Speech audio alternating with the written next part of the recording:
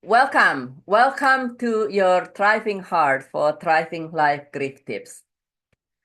Do you or someone you know ever experience grief triggers? Grief triggers, which is something happened that just brings you back all the experience. It is make it feel to you as if it was yesterday.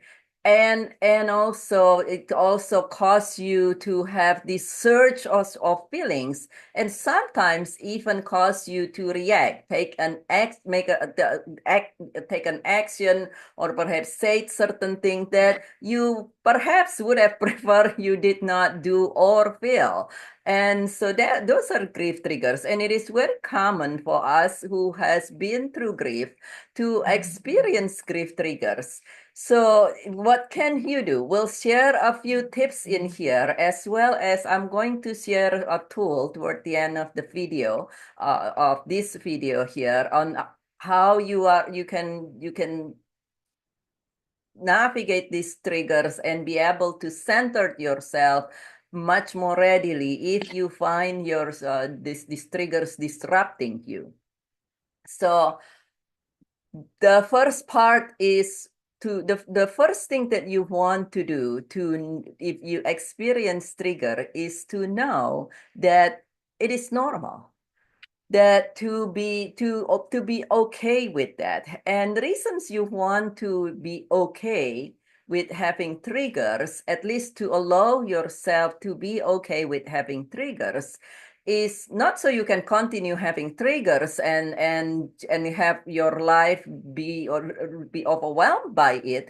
But the reasons for you to not be aggravated by the fact that you have triggers is because the more you resist. So in other words, if you say, oh my gosh, I got triggers, and then it's make you feel bad, and it's make you feel that there is something wrong with you and all these things, and then make you afraid of having more triggers, you actually, it will actually amplify or increase your likelihood to have more triggers.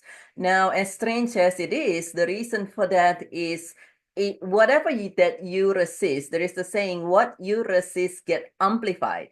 Not only what you resist persists, what you resist get amplified or increase the likelihood. Why? Because when you're resisting something, so in other words, say some triggers happen, you're like, oh God, I don't want that to happen again, and so forth. You subconsciously focus your attention and energy on that, trying to make that not happen again.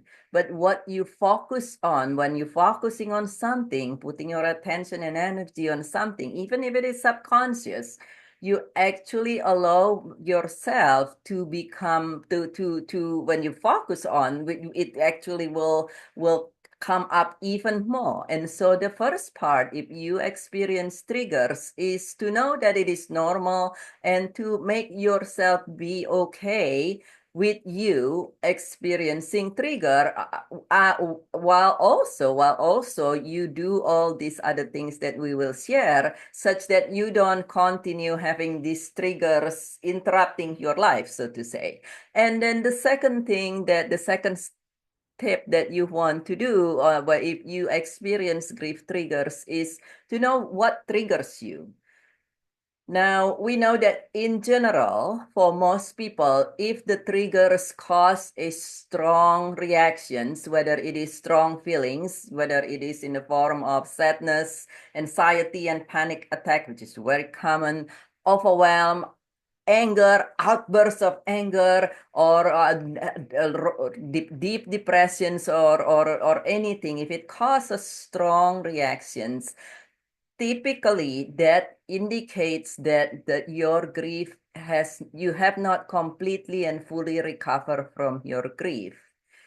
For people who have fully recovered from their grief, who has resolved their grief completely, they might still notice the trigger, but usually it will be in a way that you notice it, but it does not cause you it does not take you over, so to say. Now, still, for anybody, it's beneficial for you to know what what specific things triggers you. Common causes of triggers include anniversaries and milestones, and then sensory experience, things such as something that you see, you smell, you are able to touch, and then something that you hear. Music, song is a very common trigger. So if you know certain song, certain music, and sometimes this is something that could happen many, many, many years, decades later.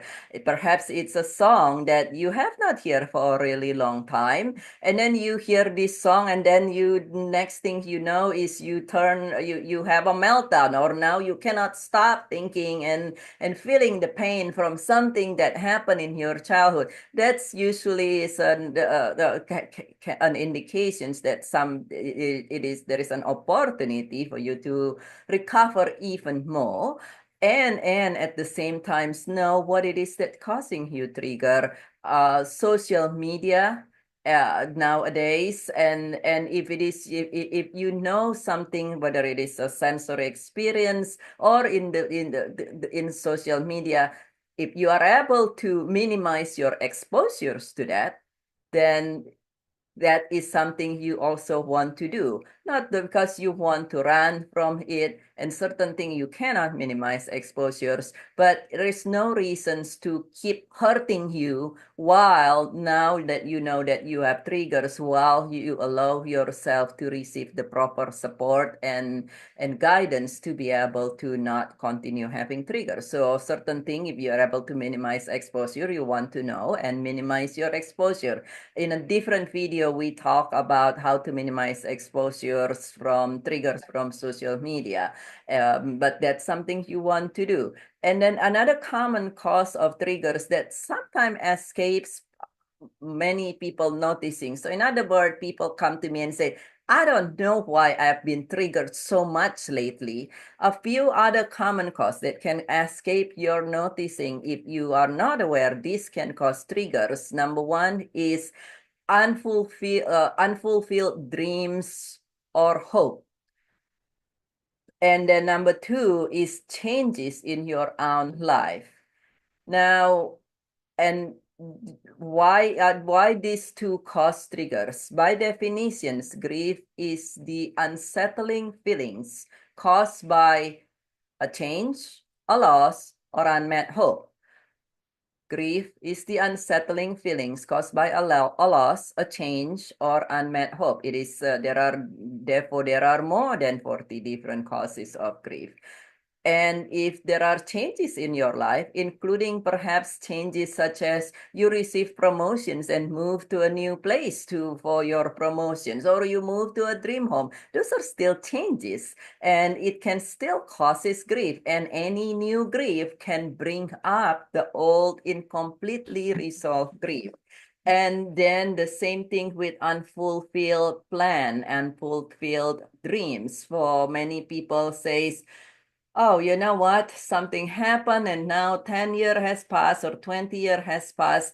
And then they suddenly look at their life and they said, oh gosh, life just, I'm really not where I thought I'm going to be. And that's a significant cause of grief. And then it can bring back all these residual things that's still in you from previous experience. And then also nowadays, it's also news and world events. Perhaps something happened, a natural disaster happened in certain locations, and then it brings you back all the memories and the experience and the pain from something that you or sometimes your loved one experience, and you know how painful it is, and that could also trigger you. And knowing this, if it is something like news, social medias, or certain thing outside, you want to know what it is, and if possible, minimize your exposures until you are able to recover even more from your grief. The third thing that you want to do and you can do to navigate triggers is to allow outlet. to allow outlet, release of energy. Many people, when they experience trigger, you can almost feel in your body like a surge of energy, that make you just suddenly melt down. So you get very angry, you got, or go into a panic, or triggers you to do certain actions. And you want to allow outlet for that. And for some people, that could be journaling.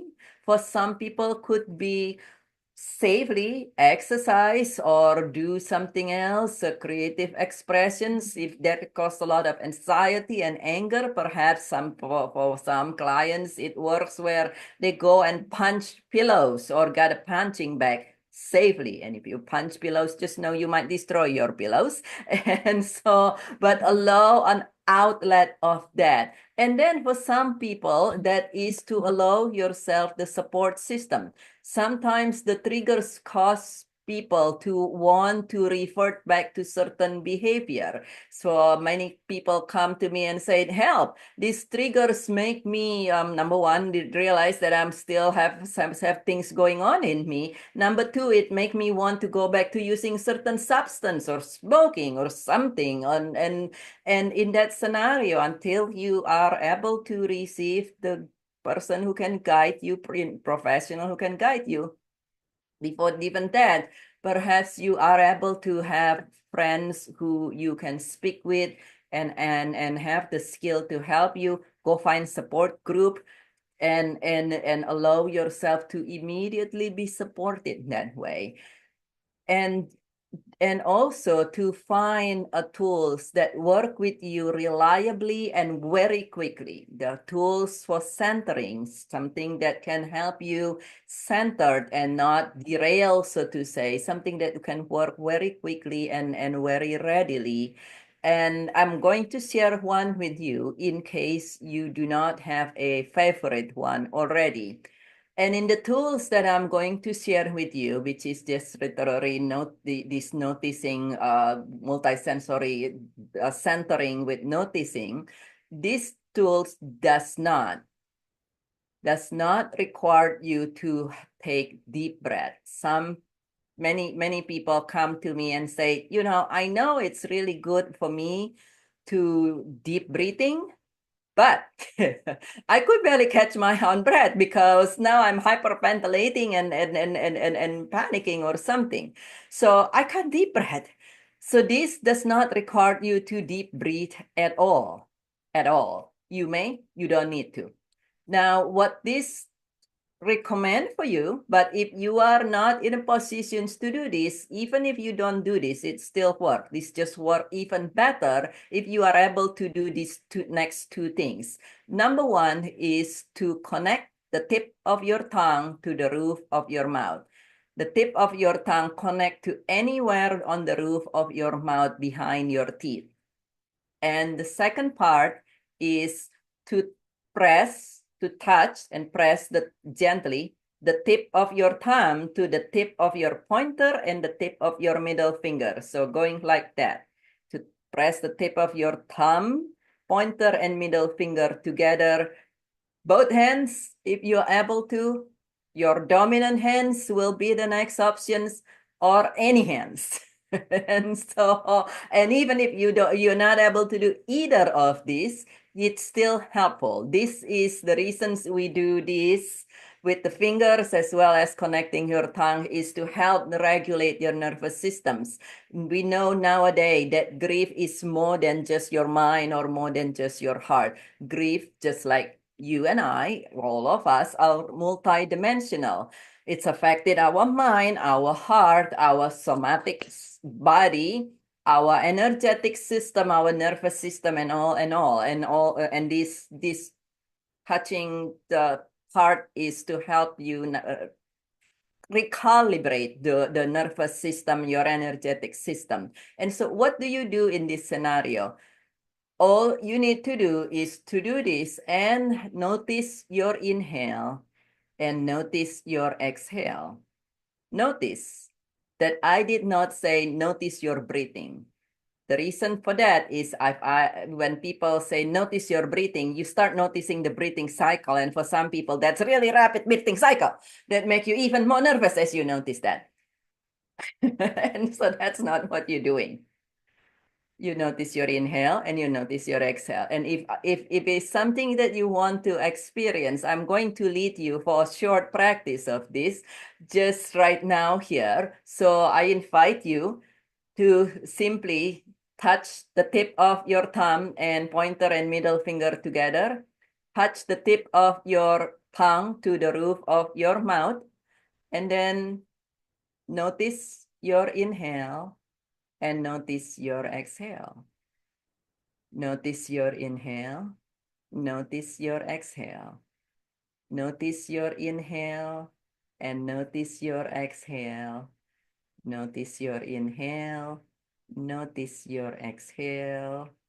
Notice your inhale. Notice your exhale. Notice your inhale. Notice your exhale. Notice your inhale. Notice your exhale. A final noticing of your inhale and a final noticing of your exhale. If you practice along, you might or might not, since this is your first time, notice that you feel a slight shift in your energy. Some people also feel a slight buzzing in your head or your fingers or something. And that's okay as long as that's immediately resolved now that you stop doing that. That's perfectly fine. That's actually tells you you really was calibrating your system. And so this is something that, like with all tools, it will only work if you practice it. And you want to practice this before you got triggered. So you want to practice this on regular. My clients do this on daily basis, multiple times a day. This is something you could use even on different scenario. Let's say you live in area with a lot of traffic, like myself, and you can use this as you're sitting in the car and you're like, oh God, all right, notice my inhale, notice my exhale, and it will be healthier for you in general because it helps you with your nervous system and keeping your heart and your calm and your blood pressure more normal. And so this is something you want to practice before you got triggered. I can promise you that if you never practice this and you got triggered, you're not going to even remember what to do in most cases. So practice is ahead of time to the point that you actually notice that, and we did that for almost a full series, but for most people, even if you're able to do the noticing of your inhale and the noticing of your exhale 3 to 5 rounds, it's very helpful. If you are able to do 7, 9, or even 11 times or whatever comfortable for you, you can keep doing them. Then it is something that has centered a lot of people and useful for daily basis as well. And so that, but find a tool. That tip is to find a tool, a technique that you can go to, do it literally anywhere you are, and it is take effect practically immediately. Find something that helps you, and also to find a to find proper support and proper help. Now, if this triggers really gets to you, so to say, and a lot and makes you realize that there is an opportunity for you to recover from your grief, from your trauma, even better, to find proper support, proper help, and to know that even if you have tried certain things,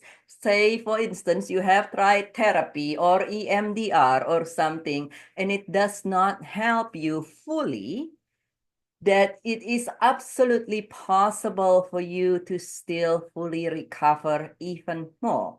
Actually, most people who come and work with me have tried therapy, have tried EMDR, and a multitude of other things, mindset coaching, and all sort of the mindfulness technique, and so on and so forth. And some people has experienced this for more than 60 years. And some people are in such a state that is the triggers can be so severe that it knocks them out. Literally, they cannot even get up for more than a week. Or it make them simply literally like not comprehending. They're not even able to comprehend where they are, what they're doing, and so forth. Would be like walking off into the traffic.